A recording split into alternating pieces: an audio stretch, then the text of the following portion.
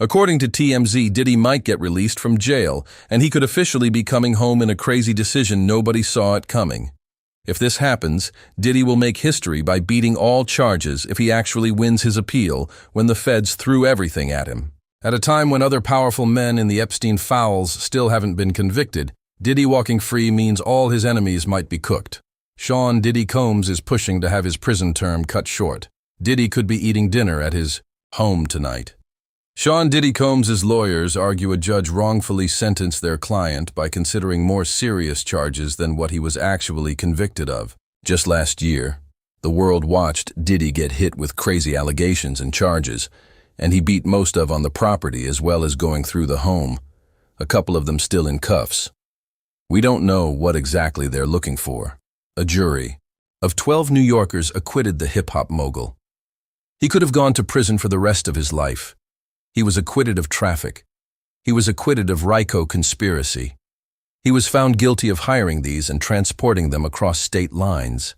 50 Cent going to have to watch his back if Diddy gets free, because 50 dropped the biggest Netflix documentary on Diddy, and Puff is probably plotting revenge. It's docuseries about Sean Diddy.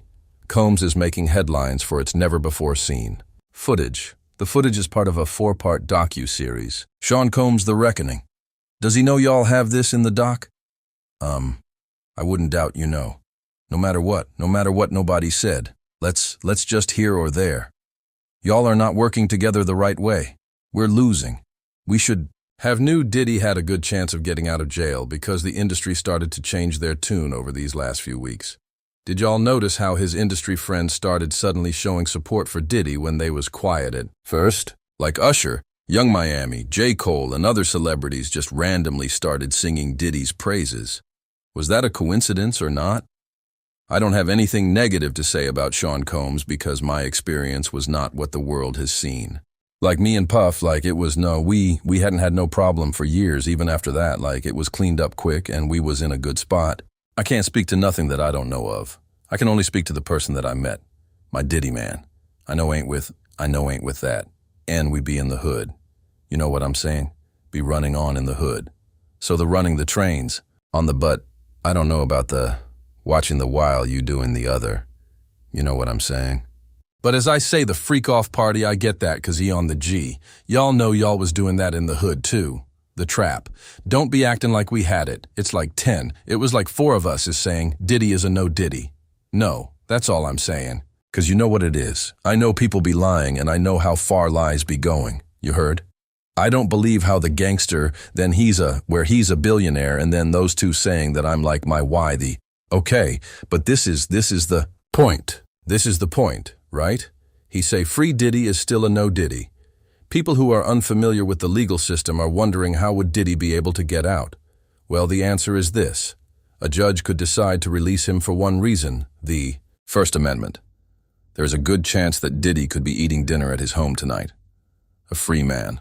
Defense says that the violation of the Mann Act is to prohibit the transportation of across state lines, and it's typically for commercial purposes. That's where they've used it before. In this case, the defense is saying this is nothing more than kinky, and kinky is protected by the First Amendment.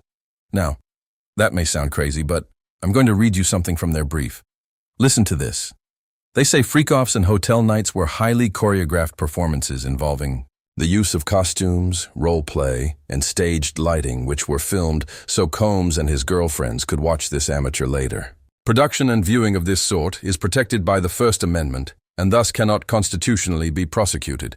Basically, the First Amendment protects all U.S. citizens with the freedom of speech and expression. So Diddy's defense is trying to prove that Diddy's alleged tapes of them freak-offs are actually amateur, which is supposed to be protected by the First Amendment. But the judges are still deciding on what to do after his appeal hearing this week, and we'll see if that argument holds in court. Sean Combs was back in court today. Not physically, only his attorney showed up on his behalf. He's trying to get his conviction tossed out. How serious is it what he was convicted of, right? I mean, the defense would say, yeah, these are crimes, but you look at other people who are convicted of it. They didn't get this kind of prison time. It's not racketeering. It's not an egregious kind of crime, whereas the prosecution was saying, No, this was really bad because his exploits are protected under the First Amendment.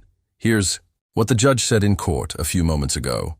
Am I correct in understanding that we have this factual finding that we have 2 women who were pied with drugs to participate in this, and one of them became an opioid addict? And so, doesn't that support the reasonableness of this putting aside the violence? Lawyers for Sean Combs could appeal this higher. They could ask the Supreme Court to intervene if it doesn't go their way. And regardless of the outcome, it seems like there's a possibility that Sean Combs could be released earlier than we expect. At the moment, the Bureau of Prisons has him slated to get out in about 2 years, though that could be sped up because of the First Step Act. And if he participates in a rehabilitation program, also if the appeals court rules in his favor, it's possible they reduce his sentence and basically say he's already served enough time in prison and let him go home. That's not acquitted conduct. That was all admitted conduct. What we don't know at this point is when the judges will make their decision. They said they're reserving that for later. So TMZ claims Diddy stands a good chance of being free if the judge decides in his favor. He beat most of the charges they threw at him, got raided by the feds, hit with dozens of lawsuits, had former bad boy artists testify against him, got a #1 Netflix documentary dropped on him, and now if Sean Diddy Combs gets to come back outside, boy, it's going to be a wild summer. P. Diddy appeal hearing.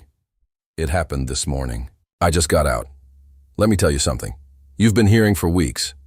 Diddy's release date getting moved up for good time serve. Diddy's release date getting moved up for the program participation. Well, soon you might be hearing Diddy's release date moved up because of what's going on in this appeal. So what is this appeal about? Well, I think the best way to understand it is when you look at what the prosecution was arguing and how the judge immediately cut in and asked them this question. The prosecution was arguing that, the lower court gave a proper sentence for the charge because there were aggravating factors here. And the judge cut in immediately and said, wait a second, you just said aggravating factors. You presented a theory of the case to the jury that this guy committed coercion, that this guy was violent, that this guy was forcing women to do stuff, and the jury rejected all of that. Why shouldn't we hold you to your theory of the case?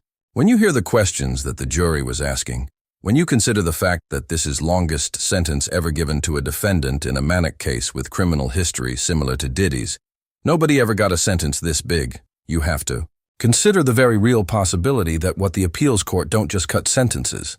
They don't say, oh, you're out. But what could happen here is the appeals court can say to the lower court that, hey, you know how you gave him an enhancement because he was coercive? That's not right. You can't consider any coercion, any giving people any physical violence. Because all of that stuff he was acquitted of. If he wasn't acquitted of it, then he would have been found guilty of sex. But obviously the jury said, hey, the coercion, the physical violence, it's not enough to meet. Why is it now being used to enhance his sentence for what I would expect? I think very soon here, a couple weeks, you're going to get a decision, and potentially that decision is going to involve a remand